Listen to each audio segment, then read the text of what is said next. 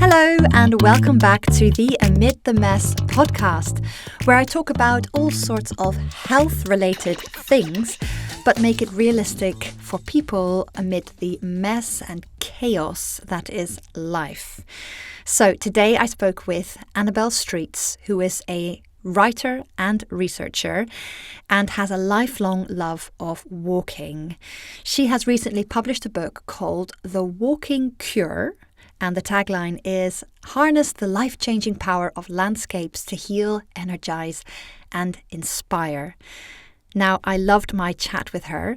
She is so scientific. She has done so much research about studies showing the benefits of walking in different landscapes, whether it's a forest, urban spaces, near a river, in the mountains. She really knows her stuff. And I try also to ask questions to make it relatable for those of us who haven't got lots of greenery around us and are also busy. We've got young children.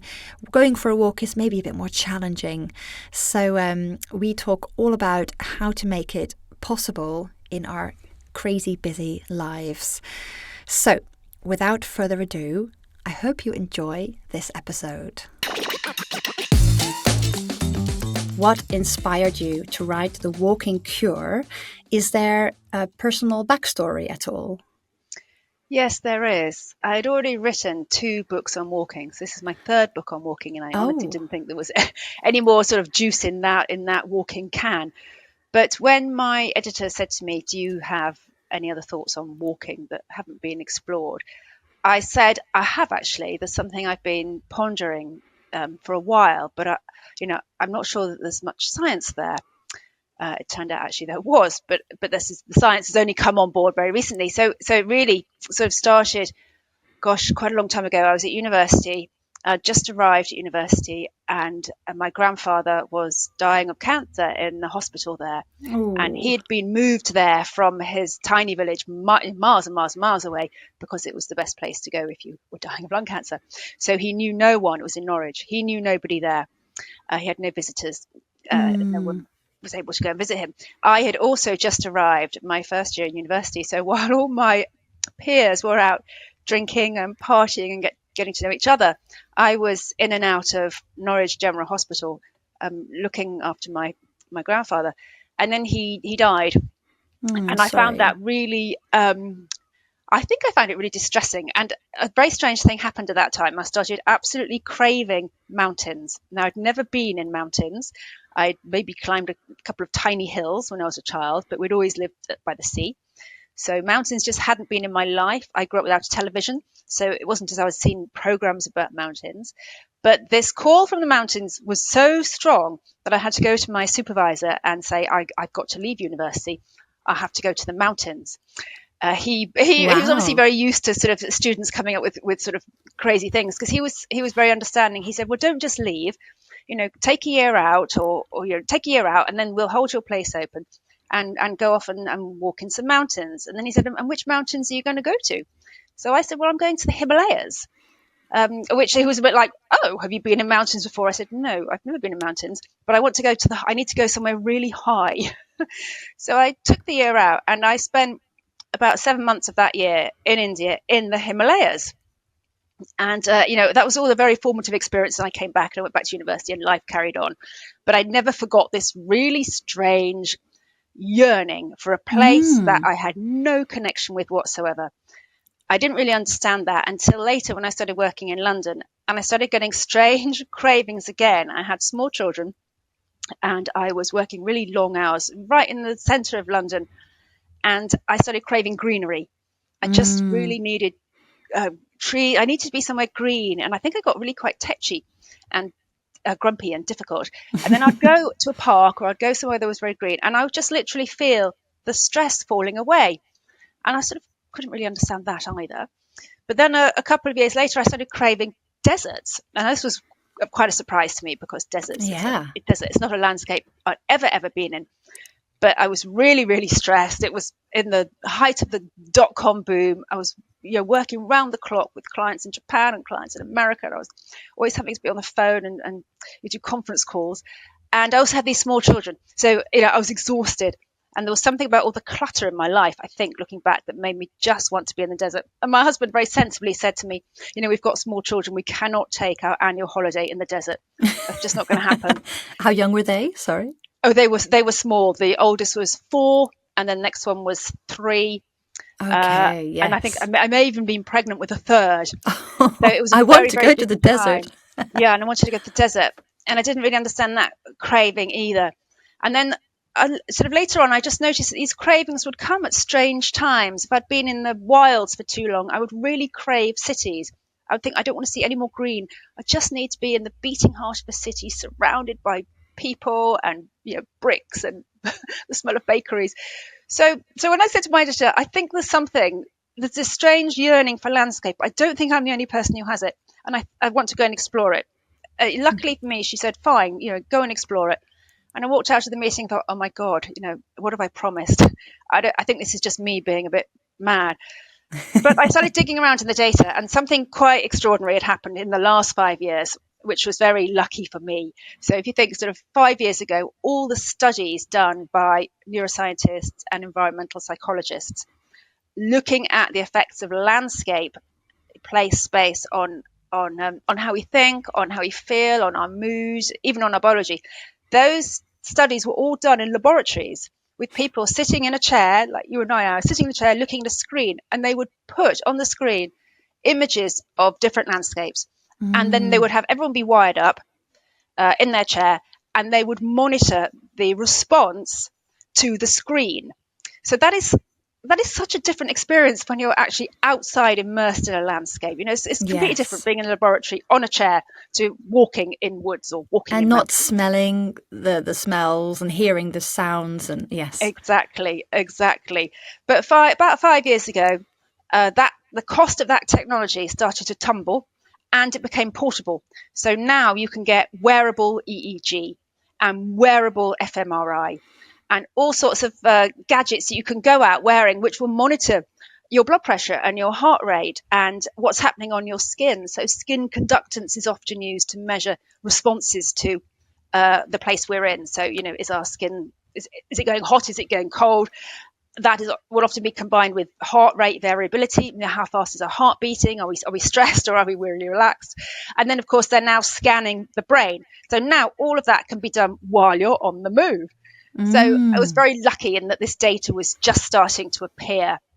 And also there was a whole sort of group subset of data also starting to appear, which was looking at air, so the components, the constituents of air. And before that, people had just assumed that air was oxygen, nitrogen, and really not much else. But these studies were starting to show that in certain places, in forests, by the sea, by water, the air is quite different.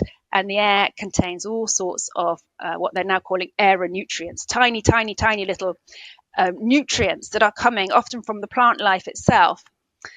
So I suddenly had access to these scientists, to researchers who would tell me what they were finding. And suddenly it seemed that actually maybe I was onto something. But the most extraordinary thing I discovered, going back to just thinking, which sort of wrapped up the whole craving for mountains when I was 20, was that I discovered that when we're in mountains at altitude, our bodies produce a hormone called erythropoietin. Hard to say that, but erythropoietin, let's call it, it's shortened to EPO. EPO is produced in the kidneys, and it's a hormone designed to help our bodies deal with the reduction in oxygen. So because there's less oxygen at altitude, our body produces this hormone that means we are more effective at working with lower amounts of oxygen. But this hormone turns out to have antidepressant qualities. And pharmaceutical companies are now looking at how they can take this, try and make this hormone, because perhaps this is the happy hormone we've all been looking for. And when I learned this, I suddenly thought, God, maybe when I was really sad and unable to be happy, really, my body sort of, and that mountain call came. It wasn't me being a complete fruitcake. It was somewhere in my system, some part of the long lost limbic brain sort of saying, you could be happier in the mountains because your body will actually be able to produce something that will make you feel better. Yes. So I found that fascinating. So suddenly I ended up with a book which looked at many different aspects of how we respond. So how we respond biologically, as in producing hormones and breathing in different air, but also how we respond psychologically and emotionally. Because again, Yes. if you think about mountains, they offer you height and perspective, and there's something about being up high, and looking down, and everything is suddenly so small, and there's a strange combination. You feel quite emboldened because you've climbed the damn mountain, so you're thinking, wow, I've done this. I can get up a mountain. But also you look down and you see that everything man has made is so small and pointless, and the mountain Yes. will be there forever, and all those houses and factories and things will soon be gone. And Yes. You and get there's a perspective. Yes. yeah, there's a sense of perspective that comes with that. And so I just wonder if Yeah. sometimes our bodies know, if we learn to listen to them, they know what they need at Yeah. certain points. Absolutely. Well, what I was going to say, it sounds like you are very intuitive, which is wonderful. You're very aware of what you need. And that led you to kind of craving the mountains and craving the desert. And I think that's fantastic.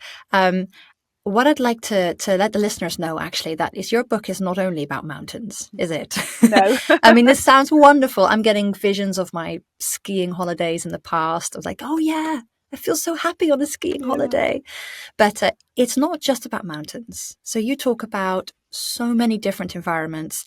There's mountains, riverside, seaside, flower meadows, urban places, graveyards, a huge amount. So could you maybe talk about some of these less obvious ones Mm. and what type of benefits they could give us? Yes, of course.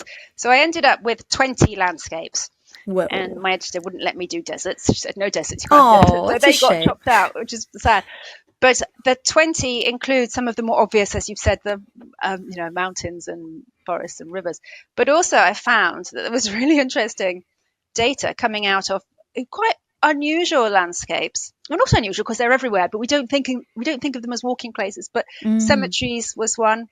Um, Canals, disused railway lines, Oh, all yeah. these types of terrain that people often walk in, but probably don't necessarily think about all the things that are happening in these places.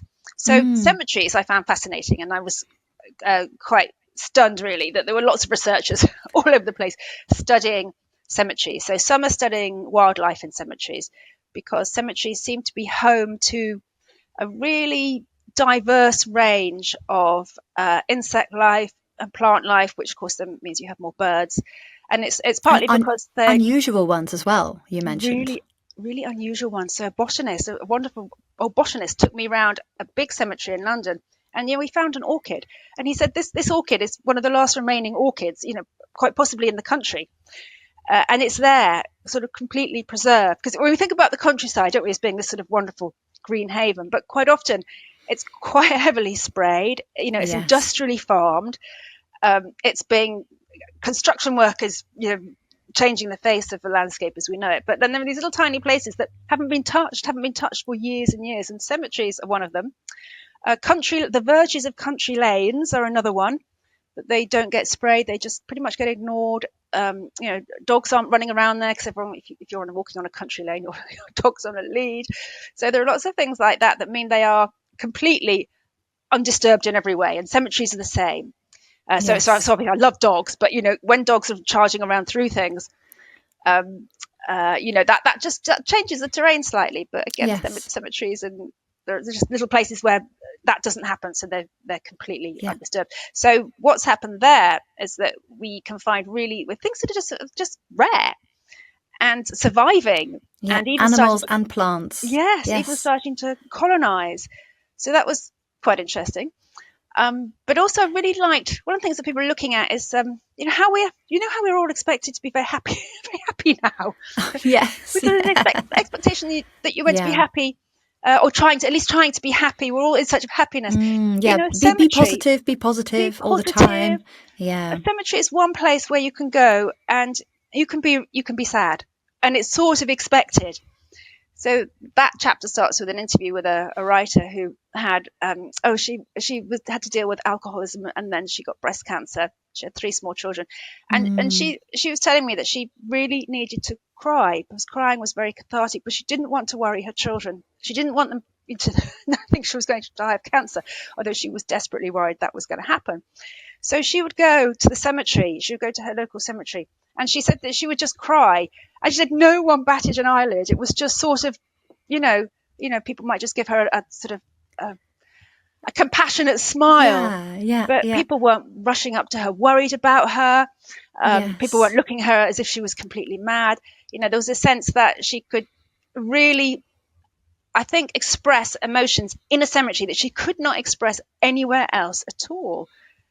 Yeah, So that's so beautiful. yeah, Yes. they sort of give you permission to be sad in a way that nowhere else really does that. Yes, absolutely. Especially in the climate now where it's like positive mental attitude, everyone's trying to smile all the time. There's a thing called toxic positivity where actually someone's trying to be, even if they've got a real reason to feel sadness, it's kind of plastering a smile on top all the time. So that's such a really interesting perspective. And anyone who is grieving or has other reasons to be sad could Mm. just pop along to a local graveyard, maybe by themselves, and then just, By themselves, yeah, let yes. Also, loose.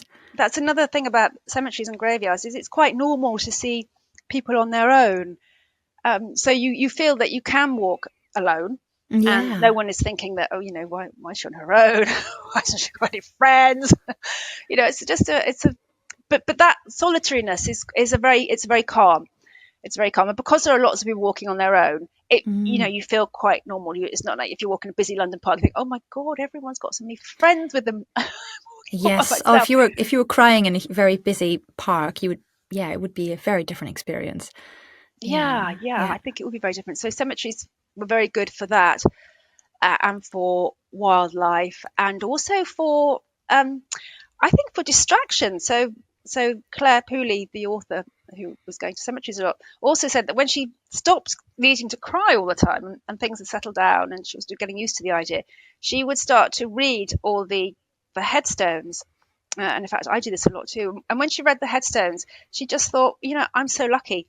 I'm so lucky. Mm. I've got three children who've all survived. Yes. I'm actually still alive, whereas most women her age, already dead.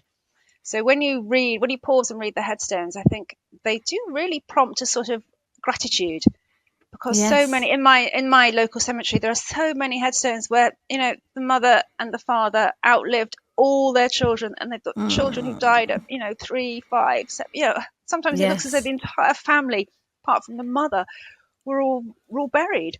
And so Yes. you can really sense that what that we've made progress. We've made enormous progress in every way, and that Absolutely. we need to be really thankful for that. And I Yes. don't think anywhere else gives you that sense of it's temporal perspective. I think so. So whereas in the mountains you get a spatial perspective because you're looking down, in a cemetery you're getting a sense of your place in history and realizing actually, it's just that you're just here for a very short time, and many other Absolutely. people have traveled the same path, and that's where you will go. So make the most of what you've got. Yeah, perhaps if someone was then making, I don't want to say a big deal because that minimizes someone's experience, but if Mm. they were really ruminating on something and actually in the end they think that something isn't that important, if I think about the short time I've got, let's focus on the important things. Yeah. Yes, exactly. Yeah. And cemeteries do that in a very concentrated way because you're just Yeah. surrounded. They're sort of cities of the dead Yeah. in that way. Yeah. And some people do think that they're sort of creepy places to walk in, but I think many people actually find them very, very therapeutically calming. They're They're serene. Yeah, they're serene. There is a Yes. serenity there, and there's an acceptance. I think you sort of start to accept your own mortality when you're walking in graveyards and cemeteries, in a way Mm. that doesn't feel frightening or intimidating or scary. It's just, this is life. Yes, yes. Oh, I love it. That's such an interesting new perspective. But I am going to move on from the cemeteries. I'm curious about other emotions and mental health benefits. So, what about burnout? Something like that. Is there a particular landscape that might be good for that? Yeah, so the data on burnout is interesting and fairly consistent. That Okay. when you're burnt out, basically your brain has it's just sort of it's just too much. There's just been too much, and it's sort of shut down. Yes. So there are two places, one in Denmark and one in Sweden, and they are particular landscapes, both wild, but with pockets of so one of them in Sweden has got like a pocket of orchard, a bit of some woodland. So I think there are 4 or 5 different green landscapes within a single one, which range from formal gardens to vegetable gardens to completely wild and overgrown to sort of herb gardens. And they have been monitoring for, I think, nearly 25 years, particularly the effects of nature on burnout. Oh, And nature wow. seems to be, green seems to be the place you go generally for total burnout. And we must talk about brown space because that also has a role. But when your brain is really overloaded, nature seems to be the most important landscape for just lowering cortisol, lowering stress hormones. A lot of the phytoncides from trees help the melatonin kick in. So there's a whole sort of chain reaction that happens when we go into nature, which is all about calming and Yes. de-stressing. And I think so I think for burnout, green, I would say go green. Go green. Okay, wonderful. Any kind of green? So could it be forest or could it be a, a, a little path near your house which has trees around it as well? Yeah. So again, really interesting. What people with severe burnout found calming, and color was important. As in, they didn't want too much color. They didn't want reds and yellows in the flowers, for example. It was all Okay. about green. Green was the most calming color of all. White, possibly bits of yellow, and blue. But So they going to like, sorry to interrupt, going to like mm, a more landscaped garden with lots of flowers and lovely things actually would not be the right thing. You want to no go to somewhere that's mostly just trees and shrubs, just green, green, green everywhere. green. But interestingly, with plenty of blue. Oh, So yeah. there was a really interesting study that came out of China in January. Actually, it's not in the book because it was too late. And they looked at 4 different landscapes. 2 were urban, one was green, and one was blue. It was a lake. And it was the people who were walking round the lake who had the most rapid fall in cortisol, in heart rate, in blood Mm. pressure. There's something about still water, not the coast, not crashing Okay. waves. It's still water, and it makes sense if you think that if you think about evolution and what we needed to survive. It wasn't wild, crazy waves or salty No. water. It was still water that wasn't Yes. threatening, where we could drink, wash, catch fish, where animals would come to drink. So there's something about still water that I think we're still wired to know that that is the landscape of survival, Of safety as well, maybe. safety, Survival. Yeah. and survival, and everything's going to be all right because now I'm going to have something to drink. I'm going to get some food. Yeah. So still water, and it was really interesting because they timed how long it took to be looking at that still water to get to a sort of state of absolute total relaxation, and it was 3 minutes. So it's Only really 3 minutes. fast. Yeah, 3 minutes. So you take people who were really stressed, and within 3 minutes, it was longer than that in green spaces and longer in some brown spaces, and So even longer in other water. brown spaces. So there's something Yeah. about still water. Generally, still water also will have green around it. So generally, you Yes, you go to get still water both. and you get both. Yes. So Yes. that seems to be So the so perfect. bang for your buck wise, if you can find some still water, um, if you're stuck for time, that is the quickest way that you could de-stress a little bit if you have it anywhere near you. Still water, and the bigger the better.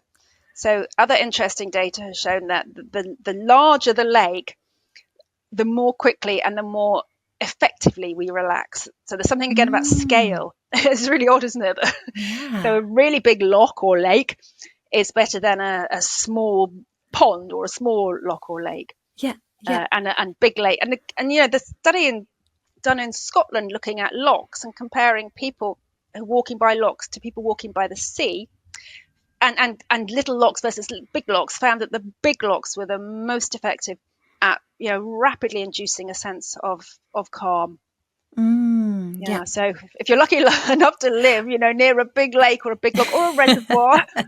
It does make me think. We live near. I'm in Corsham in North Wiltshire, and we live near a lake, actually. So it is the usual walk I would like to do now and then with our family. So next time we do it, I'm just going to stand and just take 3 minutes just to stare at this lake in silence. Yeah. But I'm curious. So this podcast is all about how to do healthy things, healthy habits within a crazy busy life.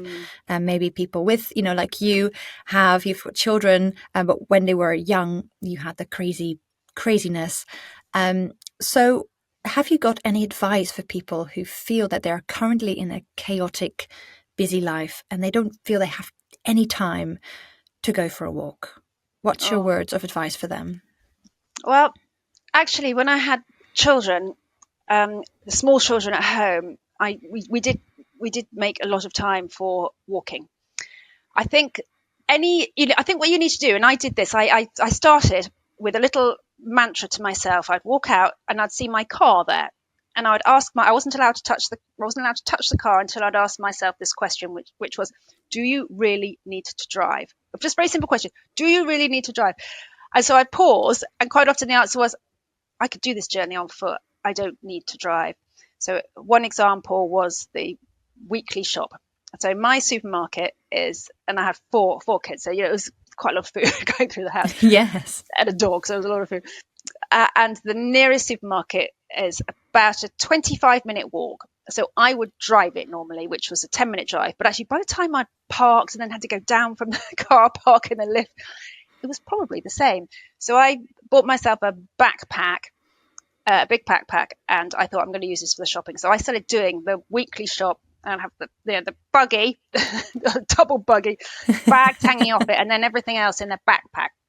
Wow. And that meant for me that was my exercise done. So I'd done the shopping and I'd done my exercise in one go time. Because that was really, it's called rucking, and it's really walking. It's weighted walking. You're walking. And nowadays, of course, my friends who are a little bit older, they're all wearing weighted vests. Yes, I've heard of those benefits. Like, you don't need to wear a weighted vest. Just go do your shopping with a backpack. It's exactly the same effect. So I think if you start looking at, all the points in your life where you're moving, either in a car or on a bicycle, or bicycle's fine, but or on a train or a bus, and just think, okay, could I do that on foot? And how could I do that? And quite often you can. So things like meeting a friend for coffee. As before, we'd take all the children, meet for coffee, and we'd sit there. Then I said, okay, can we do walking coffee? And then that developed and have a book club. And I said, can we do a walking book club? So we discussed the book, on foot. So I think there are lots of little places where you can make them on foot. Yeah. Meetings as well. I've heard of work meetings being walking meetings. I just recently saw an advert for a networking group, and it was called Net Walking. not networking. So that's a good one. But what about combining it with your family? So if people have young children or older children, any words of advice of how we can combine walking in nice places, maybe natural places, and without it being a stressful experience? I think my first bit of advice would be, if you have a disused railway line near you, that for me was brilliant. We did have a disused railway line. I think it was about 13 miles long. And what I found in this was, the thing about a disused railway line is it's flat and it's even. So you can push a buggy, and the older child could go on. There's always one child that wants to cycle, one child that doesn't want to walk at all, one child that wants to run. But you don't. For me, being near water was quite stressful, so that ruled out canals. Yeah. And sort of ruled out the sea. Really, it ruled out rivers. And I had this dog that would bound along, and sometimes I had my parents-in-law who were really old and went really slowly. But I thought, I need a place where we can all walk. And also, you don't want to be single when you've got children. You don't want to be walking in single file, so along the edge of a road or on a narrow path. But disused railway lines, of course, are the width of a train, so they're really wide. And I discovered that they were all dug out by hand. So the cuttings, which are the two banks, there's always one that's north facing and always one that's south facing. So that one gets the sun and one doesn't, because that's just how they cut them. So there's always different wildlife on each side. So we would go along and we would start looking for different sorts of butterflies and insects and flowers on the different sides. That would keep some of them happy. And the one that wanted to go on a bicycle, that was fine. They could go ahead. I could push one, and it didn't. We could go quite slowly, or we could speed up. So they worked really well. I think if you've got lots of, you're in a big party and you don't want to be going in single file, or you don't want to be funneled into groups of 2 and then 3. There aren't really many places that you can walk that are sort of even and flat and are wide enough for like 5 or 6 of you all to walk together. And in fact, I'm sort of struggling to think of anywhere else that you could do that. Maybe some of the parks where they have very big paths, but then what happens is so many other people in parks, and people scooting around and everything. So I would say find your nearest disused railway line and walk it. Interesting. Yes. And is there what's the minimum amount of walking that we need to do? For some, of course, the more perhaps the better, but is there a minimum effective dose for the very busy people out there who might want to squeeze in a bit of walking in their lunch break? Yeah.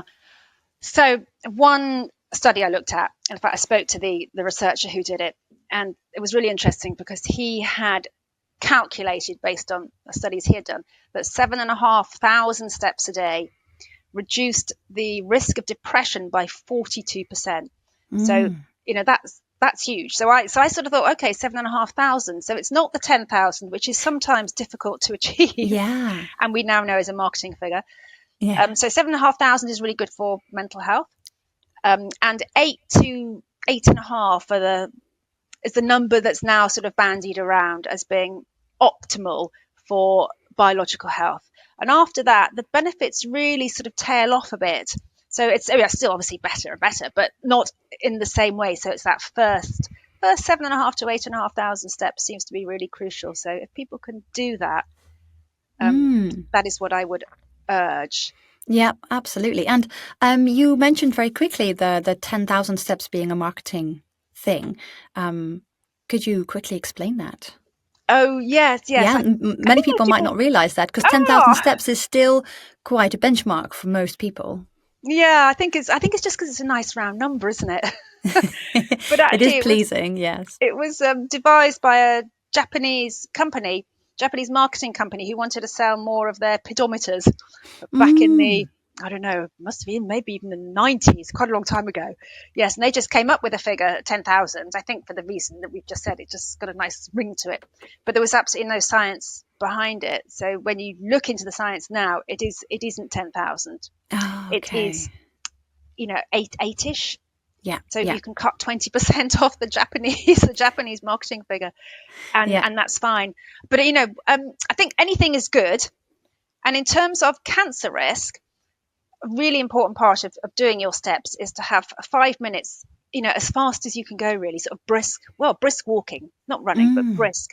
So in the book I call it huff and puff. But if you can do 5 minutes and huff and puff, that reduces your cancer risk by, and again, it's a huge figure. I think it's something like 30%. Yeah, wow. And just 5 minutes of basically slightly out of breath walking. Just sort of, they say, fast enough or breathless enough that you can talk but you can't sing. So yes. You're not really sort of huffing and puffing and sweating. But I like that, because this sounds like the way I jog. I basically do walk jogging. I always tell myself I don't have to race, I don't have to run. I just go for a jog, which is slightly faster than walking. So I kind of get that huff and puff. But so this is music to my ears, because I feel like I'm doing something good. Yeah. And I just checked that figure, and it is a third. So your cancer risk falls by a third for just 5 minutes of speeding up a bit. Great. Just 5 minutes. So even if someone is not into, say, they've not got their exercise clothes on, they're not a runner, quote unquote, they can just pick up the pace for 5 minutes and they've done an Yeah. amazing thing for their Yeah. health. Yeah. Yeah, Yeah. I love it. Absolutely. So easy to do, isn't it? I mean, I think we can all do that. Yes, absolutely. So, what about, say, what do you think stops people from walking, like barrier-wise? And how can people try to overcome barriers? Oh, So, that's such a good question. I think a lot of the barriers are, dare I say, in our own mind. that's a good answer. As in, we feel that it's not good enough exercise and that we really should be in the gym pumping iron Oh, and really yeah. building up a sweat. So when we can't do that, we don't really think about walking as an alternative. That's not proper Yeah. exercise, but actually there's more and more data is showing that walking is really the perfect exercise. In fact, I looked at a really good study that made my day recently, which was looking at the microbiome. And it looked at the Oh, microbiome of people who did really vigorous exercise, running, fast running, and they looked at the microbiome of people that were walking. And this was a controlled experiment. And what they found was that people who were doing what they call moderate exercise, the walking, had more diverse microbiota than people who were doing vigorous exercise. So the data on vigorous exercise, other than having your little bit of huff and puff, seems to be that actually, really going at it flat out is detrimental to our health. It isn't helping us perhaps as much as we were led to believe. So the idea yes. that if I'm not really sweating away in the gym, I'm not exercising, is wrong. Walking is a very, very powerful form of preserving skeletal muscle, raising your heartbeat. And in fact, I was looking at another study, just this morning, which was just published, and it looks at kids who are doing exercise. In fact, these guys they were doing basketball. They weren't walking; they were doing basketball, and they had a group doing basketball indoors and a group doing basketball outdoors. And then after the 30-minute basketball sessions, they put both groups through this sort of battery of cognitive tests, and then repeated this experiment several times. The group that were going outside, so they're all doing the same. They're all playing basketball. There's absolutely no difference in what they're doing. Both groups afterwards said they had enjoyed it as much. So in terms of enjoyment levels, there was parity. But the people who were playing outside were faster in the tests and they had a better rate of accuracy. So they were getting more answers right and they were getting it all done more quickly. So there seems to be something about being outside that is improving our cognition, and again, we don't really understand how or why. Possibly it's the light, it's sunlight. But Yeah. this study also found that the people outdoors seem to get their heart rate up more than the people who are indoors. And they couldn't really explain why that was, but Yeah. there's something about being outdoors. And Yeah. generally, when we're walking, we're outdoors. Whereas when we're sort of pumping iron or thinking I must go to the gym because that's where I'm going to really get healthier and well, Yes. it's not right. You're better off going for a walk outside than thinking I Absolutely. have to have a personal trainer and I have to go on machines. Yes. Well, that's intuitively, that does make so much sense to me. I personally I do a bit of yoga, and in the summertime, I'm always doing it outside on our patio. And it's so much more enjoyable and rejuvenating to do that than to do it in my living room where it's always Mm, slightly stale air. And, it's not, of course, in the winter when it's really cold, I don't have the choice. But no.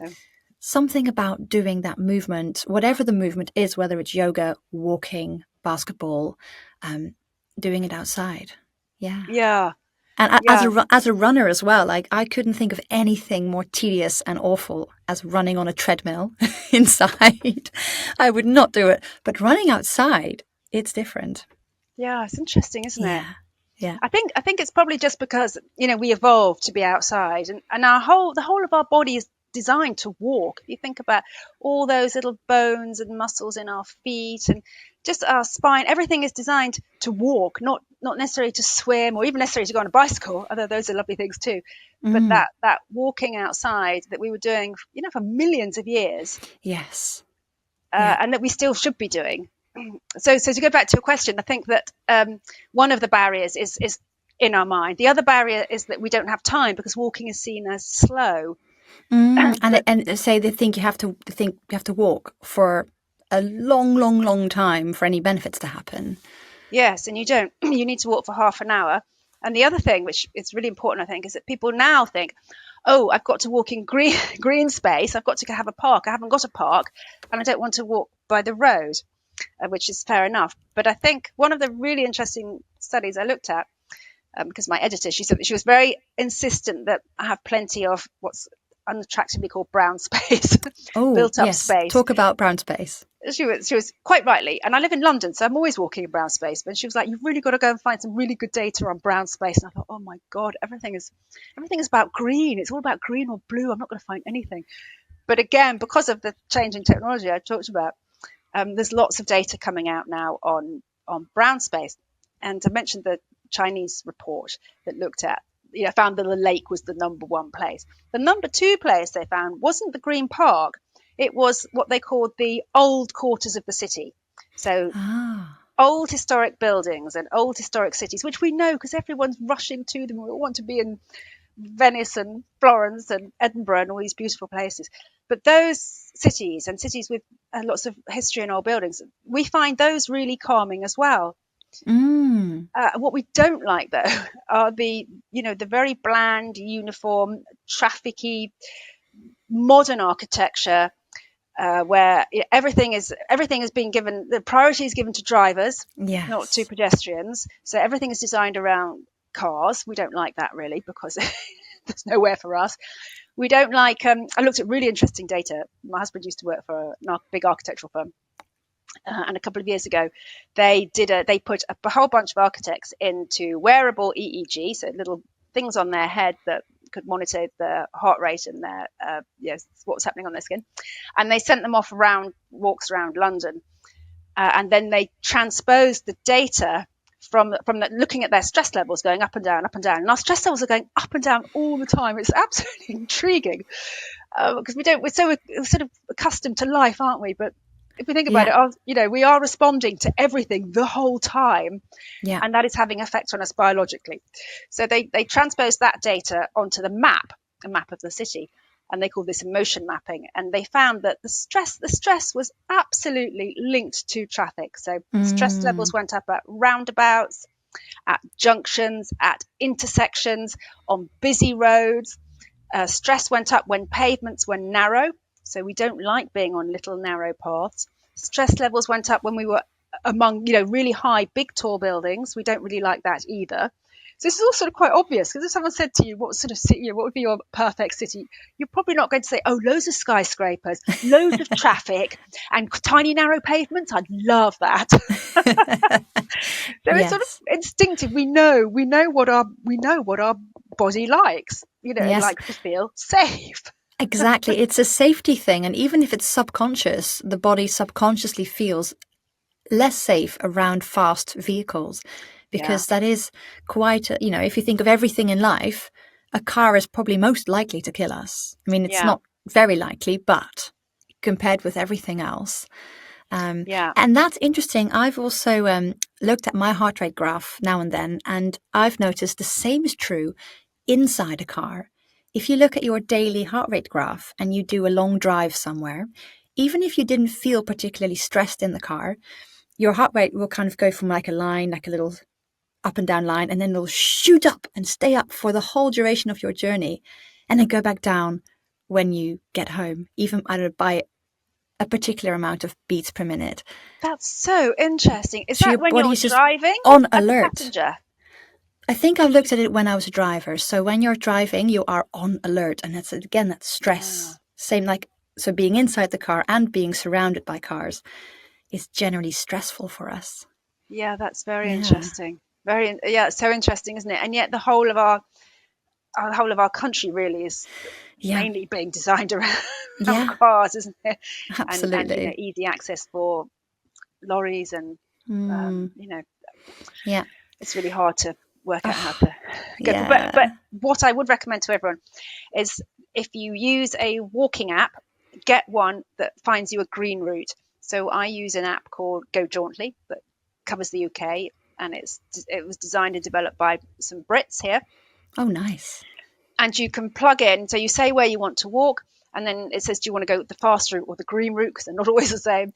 So I nearly always put in the green route, and then that will guide me in whatever city I'm in. And in fact, in the country, anywhere in the UK, it will find the quietest, greenest, least polluted route.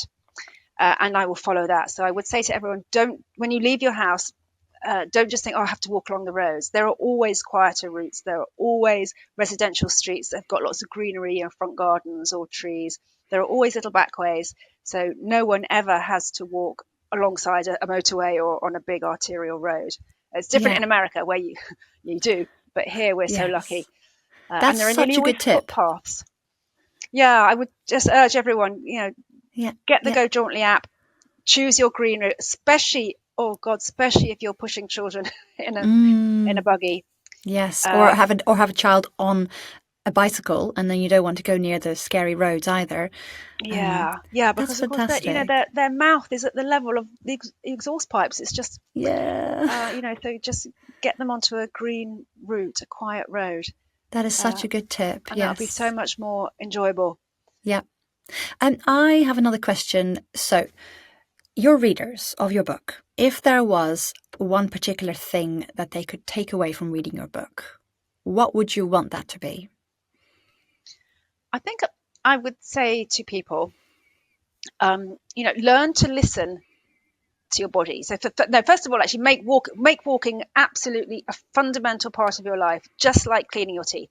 You cannot go to bed if you haven't done as many steps as you can do, really. But just try and get out for a half an hour every day. So, a day isn't a day if you haven't walked. And, drag any members of the family that are lying around on the sofa with you. Even if that's in the evening. I quite often go out for an evening walk. I'll take my husband or a child, and we'll go and have an amble around, look for urban foxes or whatever. So there's always time. Say I'm not going to watch that program tonight, or I'm not going to do that until I've had my walk. So make it part of your life. And then the second thing I would say is try and learn to listen to your body and to what it needs. So if you're very stressed and you've got water nearby, instead of just going around the usual route that you do that's that way, think, well, I'll go to the lake that's that way, even if it's a little bit further or whatever. So try and understand what your body's craving for.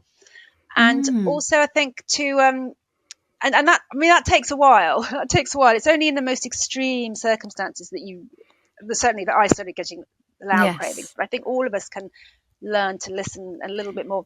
And it's a practice. It's a practice of just becoming aware of what your body needs. And it's also pausing. So instead of thinking, oh, I'll do my usual, always go around the park, go around from north to south, always go at 9:00. Just think about other places that you can go, because there's a really interesting study done during COVID, and they took two groups of walkers. So one group were the very obedient walkers who, had their half hour and they just went round the block they were supposed to go round and nowhere else.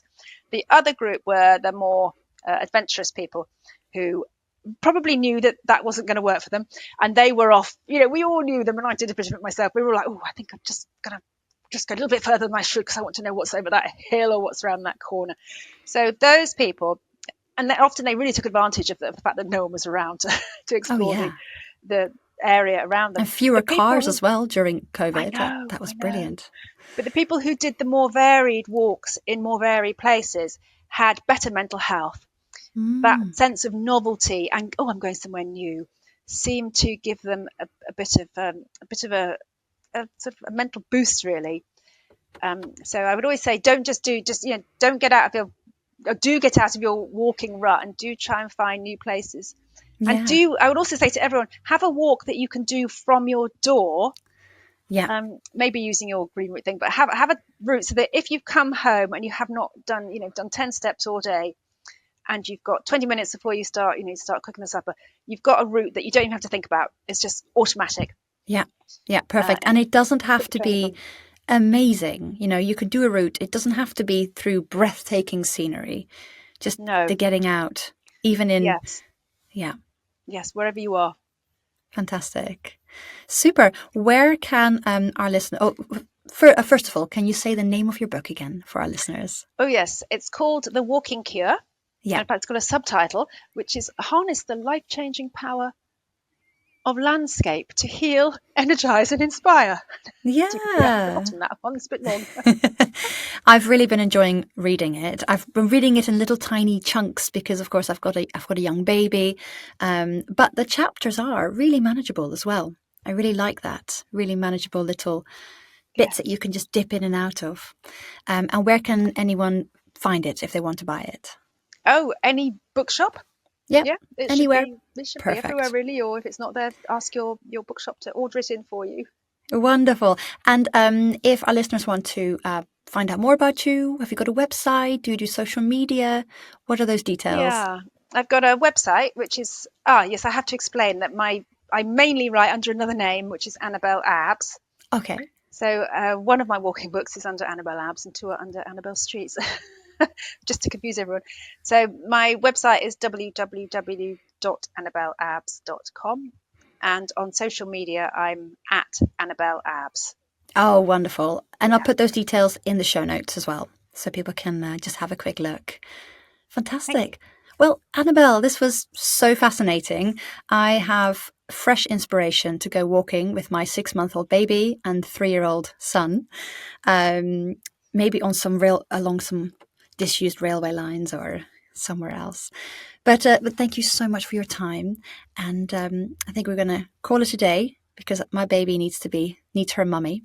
Yeah, of course. And I hope you have a wonderful rest of your day.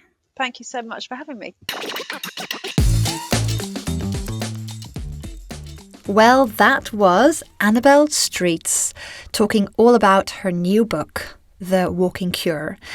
I've read it myself, and I must say I really enjoyed it. It was easy to read because it had little tiny chapters, and each chapter has a little heading of the landscape it's talking about. So you can just flick through and think, ooh, I really want to read about rivers or flower meadows.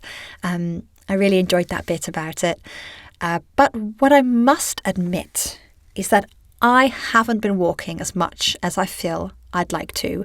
So if you are the same, don't feel embarrassed.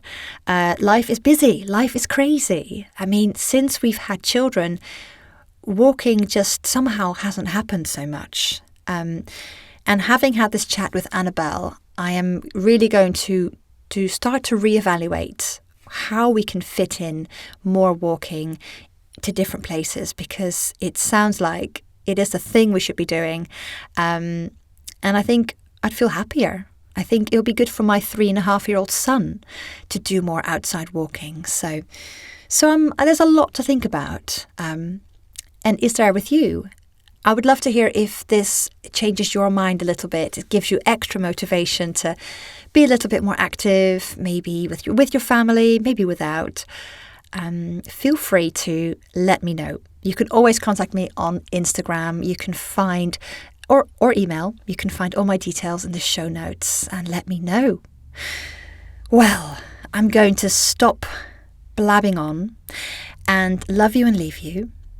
Next week, I'll come with a whole fresh new episode again. So thank you so much for listening. And if you feel like you want to help me, I would love it if you could give me a little rating and review. That will help so much. It's a free way to support the show. Thank you. So have a lovely day and go and enjoy a nice walk. Bye.